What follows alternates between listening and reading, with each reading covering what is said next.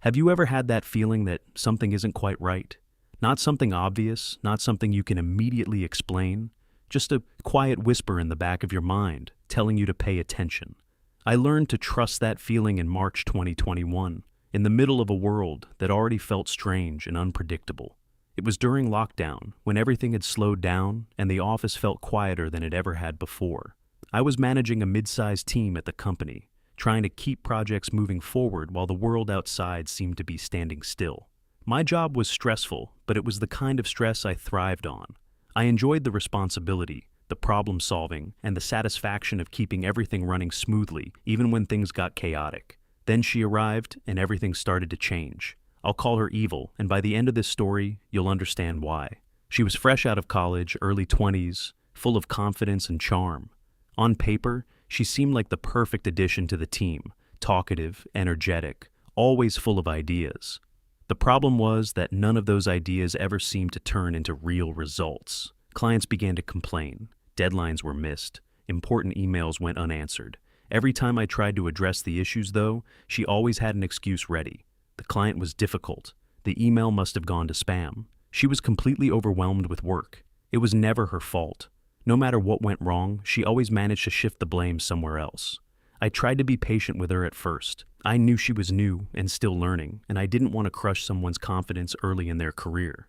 After one particularly frustrating monthly meeting, I pulled her aside and spoke to her directly. I told her that if the workload was too much, she needed to say something so we could help. The worst thing she could do was let problems pile up while pretending everything was fine. I wasn't trying to intimidate her. I was trying to prevent a disaster before it happened. To make things easier, I suggested something simple. A 10-minute check-in every Monday morning, just to make sure she was on track and to offer help if she needed it. It was only 10 minutes, but she clearly hated the idea. I could see it in her eyes. There was a quiet resentment there, the kind that doesn't show itself openly, but sits in the background, waiting for an opportunity. I didn't realize it at the time, but that was probably the moment she decided to get even. Part of my job involved access to the company purchasing card. It wasn't technically in my name, but I was authorized to use it for small expenses, office supplies, minor client costs, anything under $500. The card was kept in a shared office with another manager, and using it was routine. There was nothing complicated or suspicious about it. It was just one of those everyday responsibilities you don't think twice about. Apparently, though, to someone with the wrong intentions, it was an opportunity. A few days later, I received a call from accounts. They sounded confused rather than angry at first.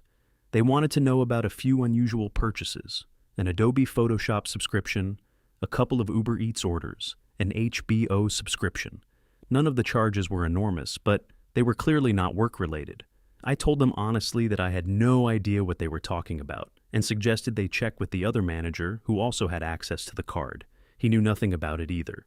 By the following Monday, I was sitting in the boss's office, and the atmosphere felt completely different. My stomach churned as soon as I realized how serious the situation had become. The problem wasn't just that there were strange purchases on the card.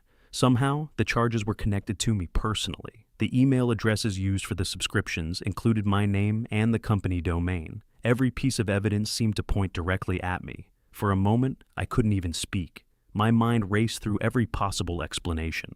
Had I been hacked? Had I accidentally stayed logged in somewhere? Could this be some kind of bizarre mistake? I tried to make sense of it, but nothing added up. Meanwhile, the boss continued explaining how access to the card was a privilege, how there were agreements in place, how responsibility mattered. Every word felt like a weight pressing down on me.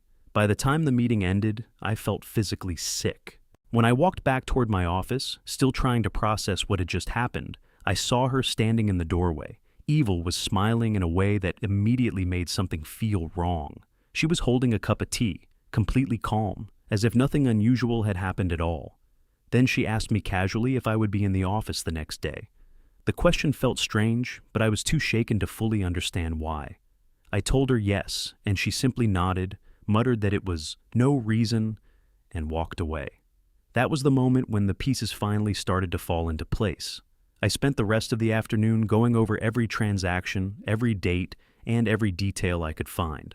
At first, I still wondered if it might be some kind of technical issue, but then I noticed something that made everything painfully clear. The Uber Eats orders had delivery addresses, and those addresses were all local.